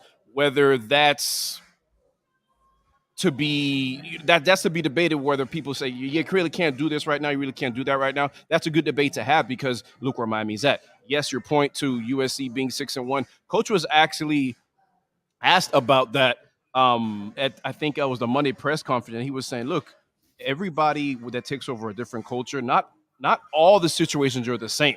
Not all the situations are the same. So it's glass half empty, glass half full type of thing. But the way I look at it is I'm kind of agreeing with where he's coming from in this sense of, look, I don't want to see this because you're weeding out. There were 17 transfers in the spring that defected from the program. There's going to be more. There's going to be a ton more. And so I do believe, I mean, I was an athlete in high school, and I didn't play at the collegiate level. But, yes, every athlete can tell you or will tell you he or she has better performances on the field, on the court, if they're playing loose, if they know what to do, if they're not rigid, if they're not scared to lose their job. I get it.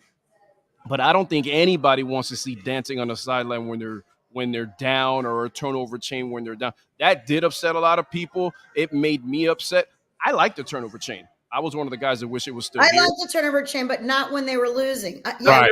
When they were losing, you don't pull out the turnover chain. You want to pull out the turnover chain when you're winning. Exactly. I wanted it for big games. Mm. I wanted it for big No. games. No. If you're getting your ass kicked in a big game, I don't want you pulling. I'm with but Michelle. Hold on. I'm with Michelle. You only brought out the turnover chain. To me, it became a joke because you're down by 15 or 20 points and you score a touchdown. You got your turnover chain. Get the hell out of here with that. I think the minute you go down, I think the minute you're losing the game, the turnover chain goes back into its little case. And it doesn't come back out until you're winning again. That's when you bring it out. When the scoreboard shows that your team has fewer points than the other, the turnover chain stays in a little case. Agreed. That's how I feel. But what I was getting to is that I only wanted to see for big games in those situations. Mm-hmm. I'm not wanting to see it at the end of a 28-3. You score a field goal late in the fourth quarter just to get shut out. No. Not like that, but I only wanted to see it in special circumstances, not every game. I don't think it was worthy of bringing it out versus a Bethune-Cookman.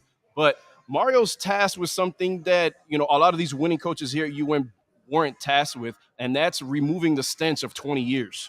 And I think that's hard because Manny had his good and he had his bad, but part of the good was he's a player's coach.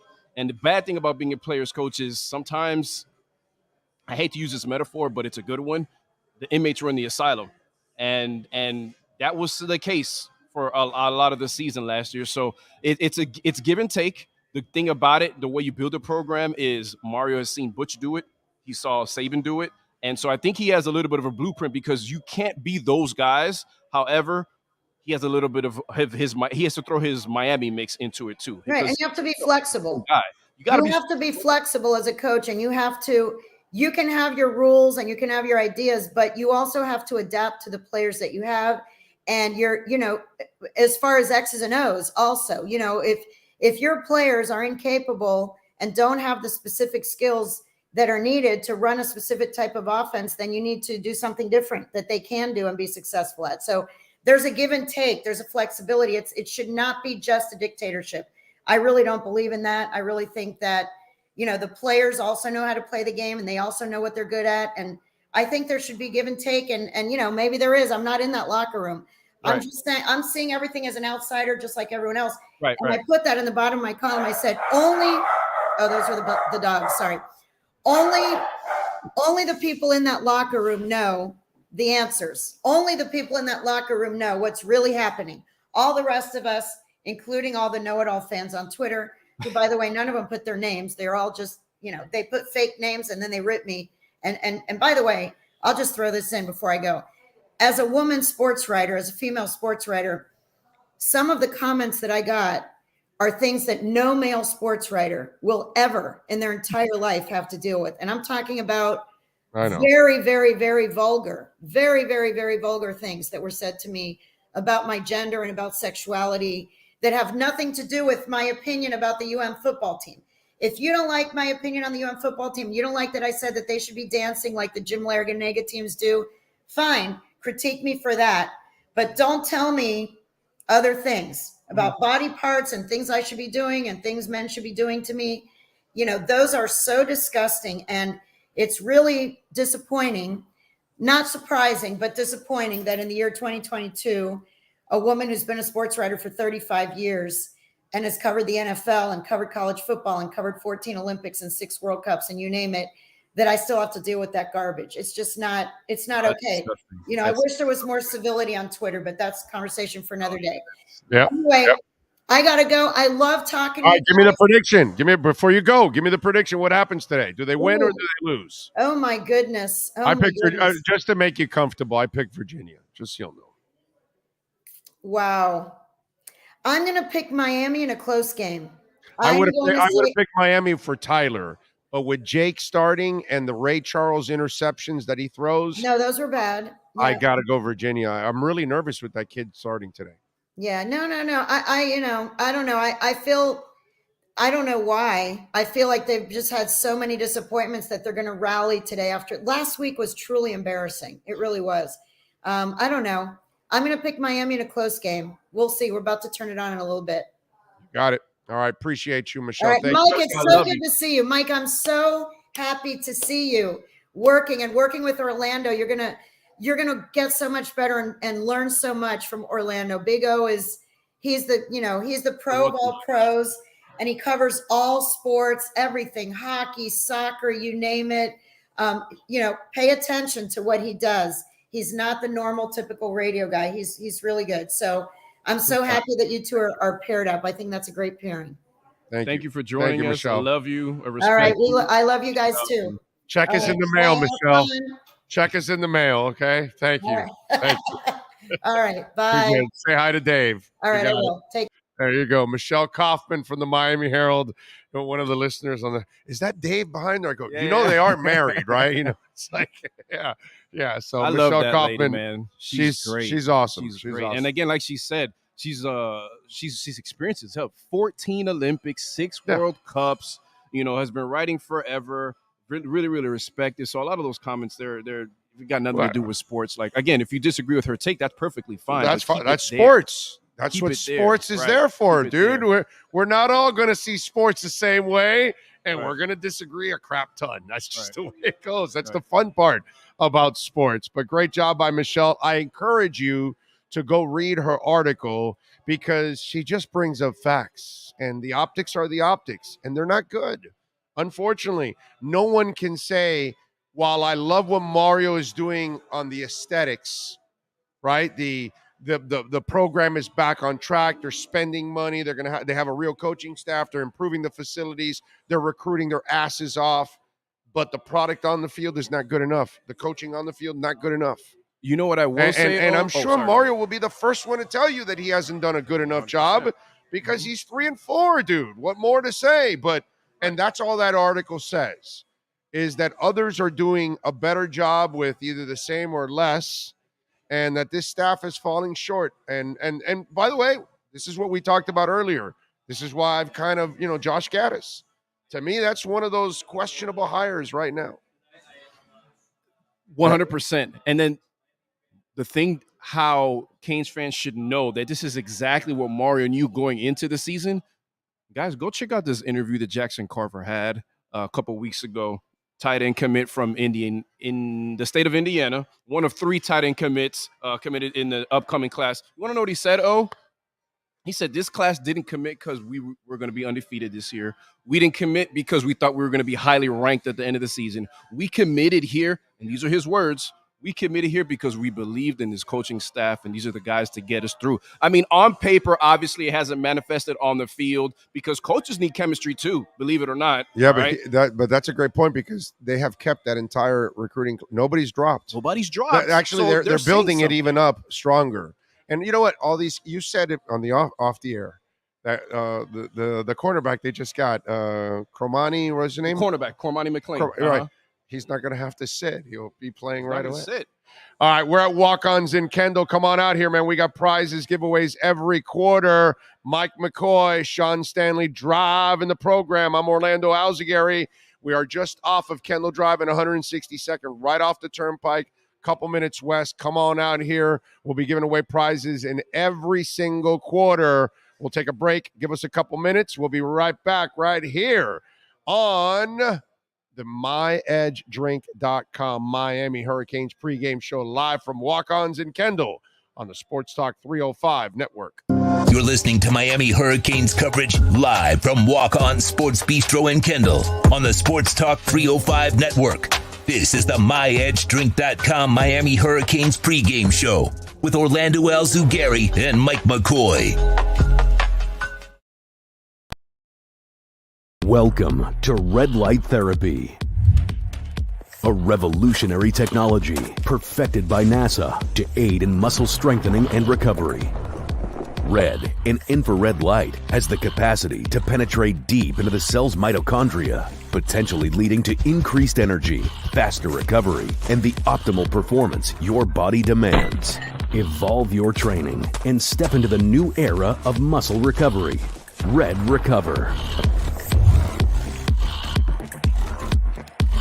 There's no need to drive around South Florida wasting valuable time looking for a new or certified pre-owned Acura. Go to the #1 volume sales dealership in the Southeast United States. Craig Zinn's Acura of Pembroke Pines. Purchase with pace and space in a dealership tailored to your needs. From home buying to providing that personal touch. Contact the 2020 Satisfaction Award winner Craig Zinn's Acura of Pembroke Pines. 888-776-5123. That's 888-776-5123. Or visit them at 15601 Pines Boulevard in Pembroke Pines.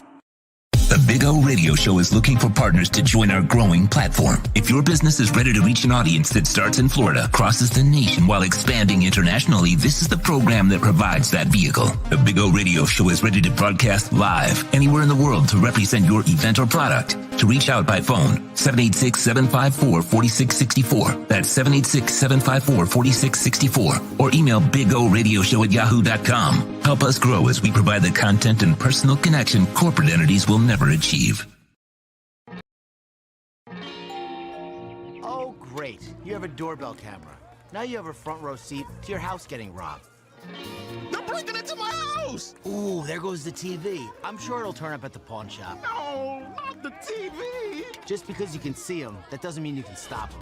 With Slogans, you get 24-hour monitoring, a free home security system, and professional installation. Plus, free doorbell camera, one that'll actually work for you. Get out of my house! Get out of the house!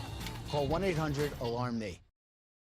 When you move, you need a reliable company led by passionate folks, eager to assist its customers during a transitional process that needs to be smooth. Call Essential Moving Experts at 844-368-5750 for all your local and long-distance moving needs. You can rely on Essential Moving Experts. Mention the Big O Show and get $150 off. Family owned and operated, they offer free 30-day storage, full-service moving, fully licensed, bonded, and insured.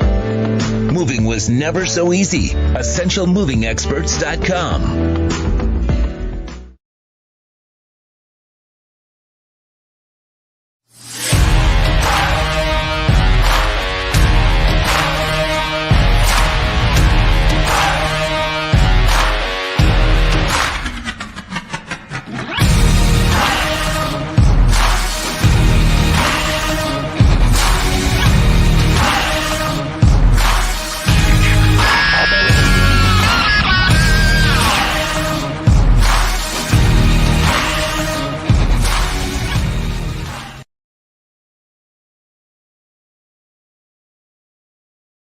If you're a Miami sports fan, then there's only one store to go to, and that's Caneswear at Miami Fanwear in Davie. They're your one-stop shop for all your inner Miami CF, Canes, Dolphins, Panthers, and Marlins merchandise. They have hats, t-shirts, game day jerseys, and so much more. Located at 2511 South University Drive in Davie, and open 24/7 online at caneswear.com or innermiamiwear.com. Call them at 954-835-5597. Caneswear, the spot where inner Miami and all Miami sports fans shop.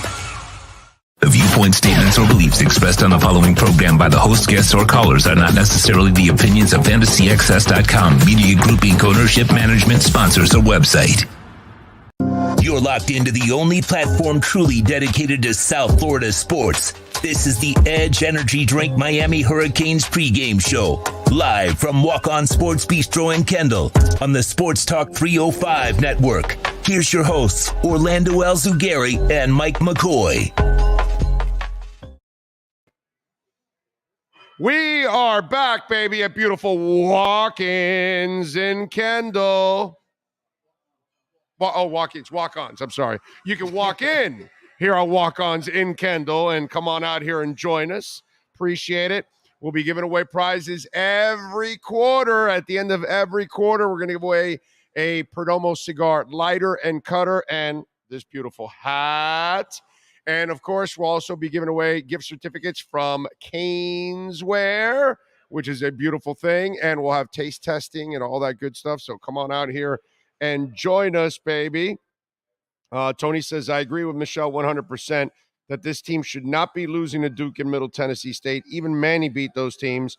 Those are unacceptable. And, yeah, that's where the optics come in, unfortunately.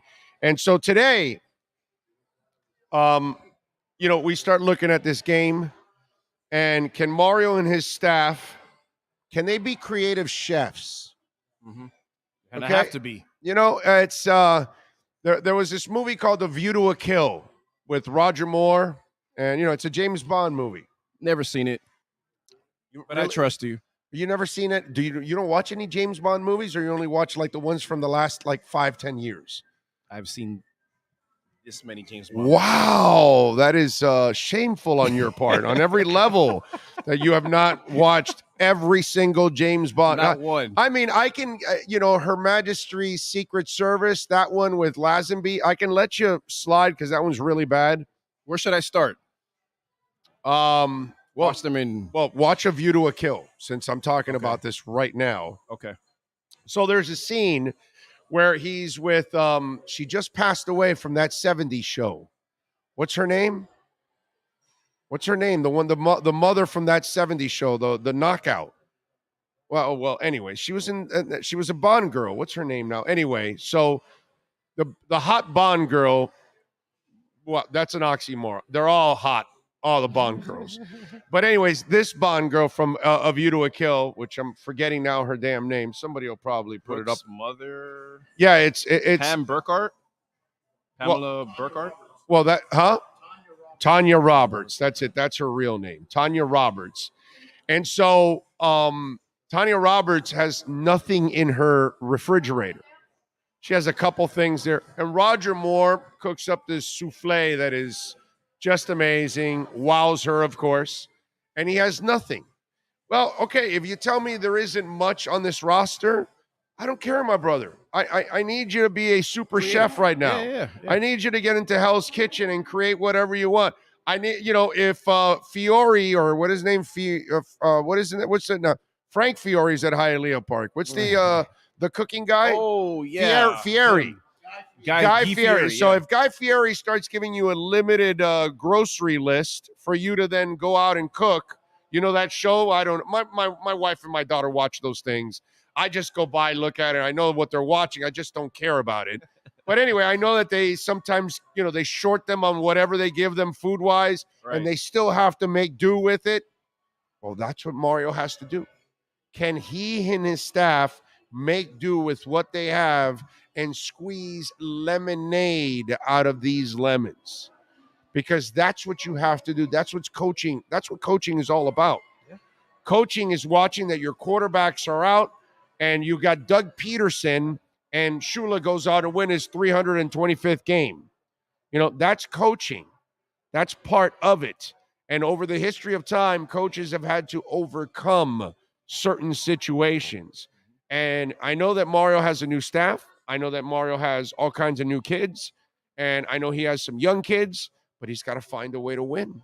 And that's, to me, Mike, that's what the rest of the season is about. Find a way to manufacture wins. Show me that you can get the max out of this roster, because right now at 3-4, most of us feel you have not maxed out this roster. That's all.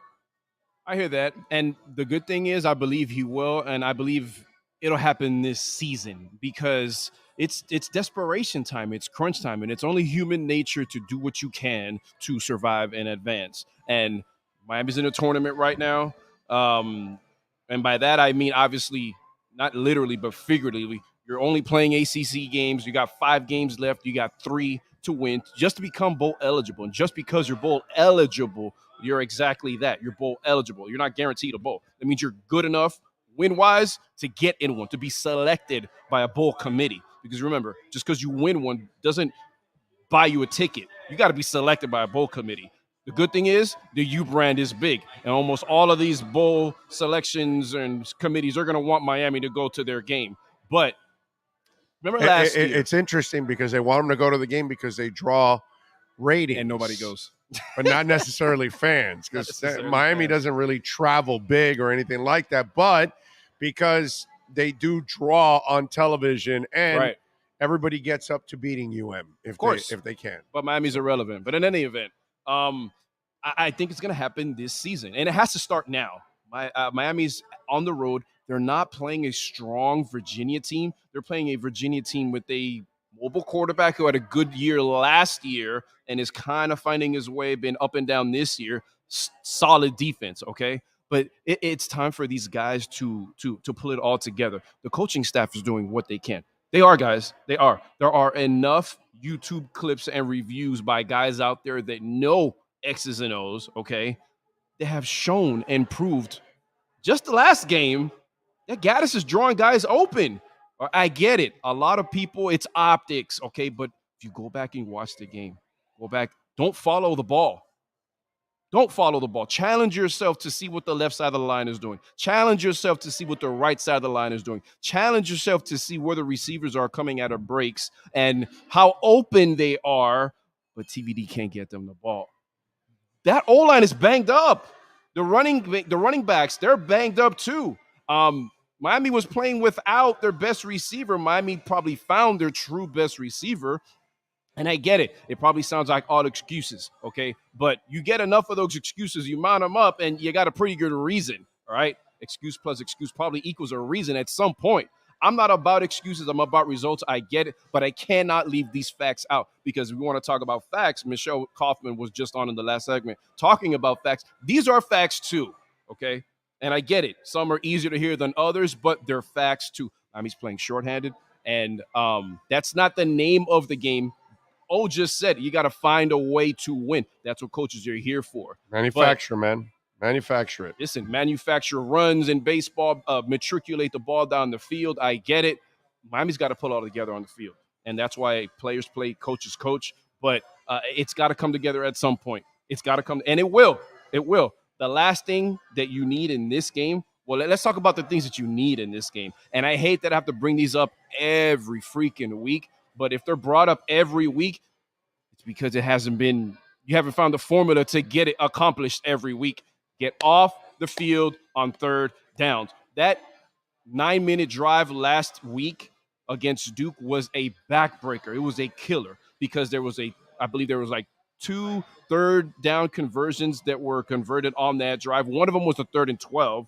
There was a 4th-down conversion. It was terrible. It was terrible. 9-minute drive, took the wind out of their sails. Get off the field on third downs. I'm tired of seeing 1st and 2nd down all-stars. Get off the field on third downs, okay? Continue to get to the quarterback with 4. Brennan Armstrong can run the ball. Got to keep your eye on him. Got to be disciplined in that regard, if they have a spy on there. Offensively, if there's no semblance of a running game, today will be tough because you saw the struggles that Jake had last week. I don't expect them this week because you had a week to prepare. You hopefully got the cobwebs out or whatever it was, jitters, okay? This is your first game on the road, but this is where coaching comes in. You got to 5 turnovers, bro. Come on. 8 turnovers as a team. You have to help your quarterback ease himself. No, the quarterback's got to help himself first. Okay. First and foremost, Jake Garcia, that's one that I'm really concerned about is Jake Garcia, dude. Because Jake Garcia made some really, really he did. bad decisions. And he knows it. That get you nervous, man. Yeah, we saw them here. We were looking at them. It's like, there was 3 blue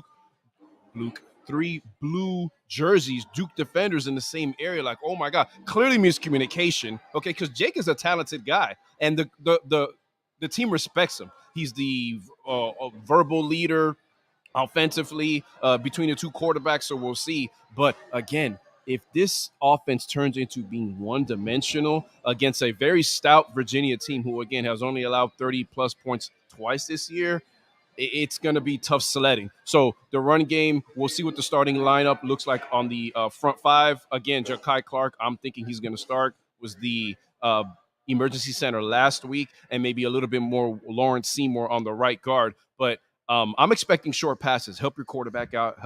Use that out as an extension of the run game. Gotta see Ja'Cory Brown today. I think that's a must, especially in short yardage situation, because you saw several times this season Miami can't get it on their own. Old school I formation with a fullback, they're not getting it done. So we'll see what happens in that regard. And then, if enough of that short passing game, the safeties start to play up, a little bit of West Coast offense, hopefully, then you take your chances downfield. But Miami has to get it early too. Again, a lot of the issues that Jackie was saying for UVA, they ring true from Miami. Miami can't afford to play from behind today against a good defense on the road. I'm with you there. All right. We like to do a little something throughout the week. It is called our LennyLocksmith.com lockdown segment. Unfortunately, the last time we gave you a pick was on Thursday night. We went Bucks minus 1.5. That did not go well, as the Ravens ended up winning. Boy, the Bucks. That's crazy. His relationship and his football life are falling apart. Yeah. We are now 44, 37, and 3. Still, 7 games above 500, but we got to do better than that. We got to get on another roll. It is time now for our lockdown segment.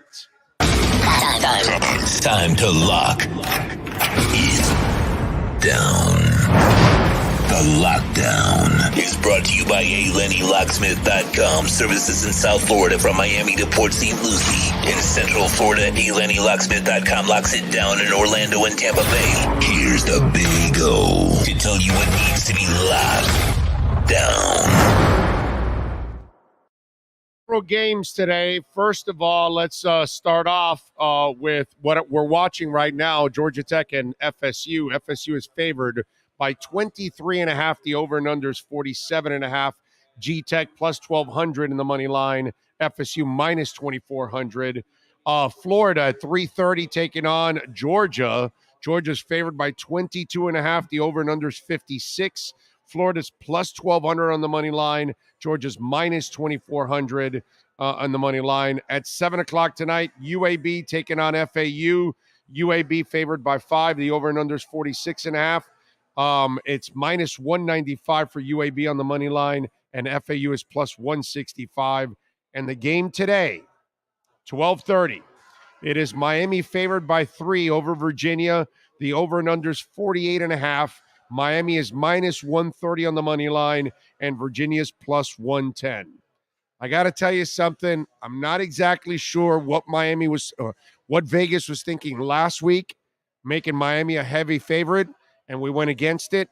Today, again, with the way Jake Garcia played, the way Miami has played this year, Virginia is a team that is improving, whereas Miami has been the same team all year long. Incredibly inconsistent, and now with a backup quarterback who makes bad decisions, I don't know why they would be favored on the road in Virginia. And, by the way, our guest, Jackie Francelli, she pointed out that Miami is 3-5 in their last 8 trips over there to Scott Stadium in Charlottesville, Virginia. I'm going to go Virginia plus 3 in this game. I think Virginia's going to win this game. I hate to say it. I think Mike and I are going to be, crying in our beers at the end of the game and talking about another loss and frustrated overall. I hope I'm wrong. I hope Jake Garcia proves me wrong. But the mistakes he made last week give me zero confidence in him until proven otherwise. So he's going to have to earn it. I'm going Virginia plus 3. That is our Lenny Locksmith lockdown segment. The Lockdown is brought to you by ALennyLocksmith.com. Lockouts or lock changes for home or business, car key replacements and programming, all model cars. 24-hour service. Call them anywhere in South Florida at 855-869-5625. Go to the website at ALennyLocksmith.com, where we lock it down.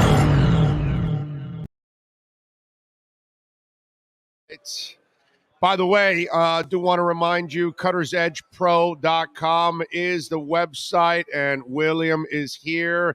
He is a big sponsor of our program, and let me tell you something. When we're talking about Cutter's Edge Pro, it has changed our lives, okay, because I am now really enjoying my backyard like I never had before, and so are my dogs. We've got a family of dogs. We love our dogs. And artificial turf has made everything so much easier for us. One, we don't maintain it now. We don't have to water it or cut it. So we're going to be saving hundreds and thousands of dollars in the long run, right? So that pays off for itself. Then the dogs, they don't bring in any dirt, any mud. Even when it rains, it drains so quickly. And by the way, for those of you that are worried about the heat or anything like that, because obviously we're in South Florida, no, not at all. They add this little white sand that goes inside, and it cuts the temperatures in half, so it maintains the grass nice and cool all year round, especially during the summertime. So check it out and go to cuttersedgepro.com, folks. Total landscape solution. Lawns to landscape maintenance from mediums to large HOAs, condominiums, corporate parks, large commercial complexes in Dade, Broward, and Palm Beach counties. They do it all, lighting, pathways, everything, you name it, irrigation. Check it out, and artificial turf. You're going to love that when you see it. Go to their website and check it out, cuttersedgepro.com. Also, if you need to clear up some clutter in your home, like you've got trees and the branches have grown too far and they're leaning on the house or close to power lines, don't go doing it yourself. That's really dangerous. Call the pros and call people who are insured. Even if you don't hire cuttersedgepro.com or anybody else, whoever you hire, even if it's somebody that's not on this platform, you know what I'm saying, EJD or whatever, they're all insured. I would not have somebody on this platform that's not insured, because I don't want anybody going into your home that is not fully insured, because if they get hurt on your property, they can sue you. This way, Cutter's Edge Pro, they're completely covered. All their workers are completely covered, and so are you, folks. So call professionals that know how to get it done. cuttersedgepro.com. All right. You got my prediction. What's your prediction there, Mike McCoy? What's going to happen today in Charlottesville, Virginia at Scott Stadium? I'm already prepared. Prepared. I'm already prepared for what you guys are going to have in store after I say this. Oh, get it out. The alert. Get the alert out. Get it ready, because it's coming. Oh, God. All right, go ahead. It's going to be 24-17 Miami. Why? Because you were just talking about the coaches need to do a little extra, right? And they know that Jake didn't look hot last week and so on and so forth, blah, blah, blah. With them knowing that, and with them knowing that the running game has been struggling, they are going to help him out, use the tight ends, use receivers in short passes and passes that are an extension of the running game to get him going early. And then maybe you test Virginia's defense downfield, okay? I believe the defense is going to be there. It's going to be stout. As long as Miami does not turn the ball over, Jake, does not fumble the ball on kickoffs, Keyshawn, Rooster, anybody else that fumbled last week, those two things happen and Miami controls the ball. You got to show up in the run game. And I think they'll do enough if they incorporate Jacory. You got to get over 100, and you got to start fast. Miami scores 24 points. I'm confident that they hold Virginia under 20. 24-17. Let me hear it. Blind ass fan alert. Look out, everyone. We've got a blind ass fan coming through.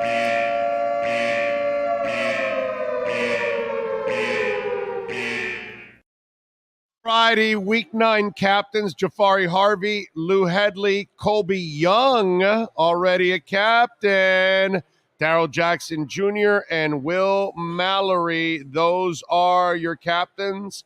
Adam Lichtenstein is reporting that the Dallas Cowboys, the Washington Commanders, Cleveland Browns, Houston Texans, Arizona Cardinals all have scouts in attendance today in Charlottesville. To see Miami, guys. Let's get it right. Or just to go visit beautiful Virginia.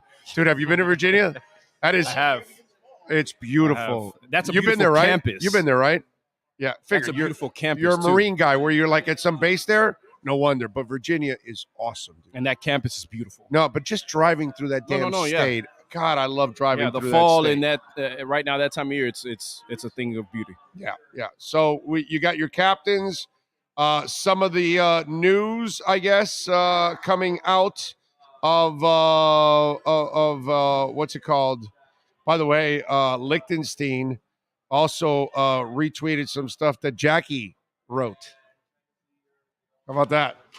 So, going to the same folks. Jackie did a really good job She did. overall, breaking everything down and talking some some Virginia football. So I thought she did a really, really good job. Lichtenstein, by the way, is saying that Restrepo is in uniform and could play for the first time since week 2. So I don't know. Ja'Cory Brown, by the way, is working with the 2s. 24-17 looking better. Ja'Kai Clark is the first team center, and Brashard Smith is in the number 1s in the slot. Obviously, Jake Garcia getting his reps. Those are some of the things going on before the game. Ausman Traore is at center today. He took the reps this week. Ja'Kai Clark is playing through injury and toughing it out for Miami. So there you go. Those are some of the things. This team is so Dr. Jekyll, Mr. Hyde. Would it surprise you if they put 30 on the board? Yes. With Jake. It would with Jake. Good point. Not with Tyler. I would have been with you. I would have picked Miami to win with Tyler. I hear you. He scared the crap out of me, dude. I'm sorry. He scared the crap out of me last week. Watching this game. He's watching this game with this big TV in front. He's like, oh, no. Yeah, no. Those were interceptions that were just, they were mind-blowing, dude. That's not Jake, though. It really isn't. I don't know what now really isn't. But I mean, you just told me that what they tell you in practice that he does throw a bunch of interceptions. That he's a slinger. That he takes chances. It's the interceptions that, like, I'm trusting my arm. I can squeeze the ball through that hole. I can live with those, but the ones he threw, oh my god, no. Oh my god, those are things that just drove me crazy right there, dude. Other than him having to play a good game, and I'm not going to ask you about the defense, who has to play a game, and I'm taking out Colby Young as well. Other than Jake and Colby Young, who are Orlando's offensive players of the game, pregame? No, I need the running game. I need you. If Jake is going to have any success today, you talked about it earlier in the pregame show. You got to run, dude. He's not good enough to go out there and just let him sling it. That will get you in trouble. And this is a game that you can't abandon the run. Because remember, again, I think it was you got to have a successful run not to be able to abandon it. Remember, I think it was against UNC that they said, scrap it. Like, look, this is what's working. And Tyler ended up throwing, 57 times? Right. And then, he threw for almost 500 yards. So I think it was that game. But I get it, man. It's going to be ugly if Miami is predictable. And we shall find out. Sean, what's the prediction? What are you going with? What? No, you don't need a mic. No. What do you got? What's He's computing. Guessing. His mind is computing right now. You should see that. Remember that this should be on camera, by the way. Jake Garcia has a breakout game. How many yards? 275. 3 touchdowns. No interceptions. 31-17 UM. Okay, there you go. There's your boy. Okay, how about the blind ass fan alert for yourself too?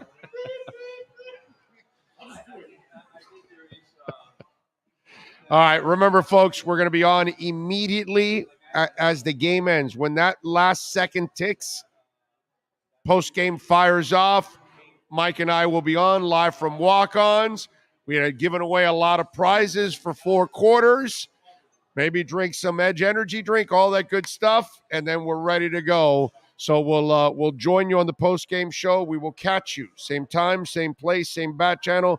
Thank you for listening to the myedgedrink.com Miami Hurricanes pregame show with Mike McCoy and myself, powered and mastered by Sean Stanley, live from Walk-Ons in Kendall on the Sports Talk 305 Network.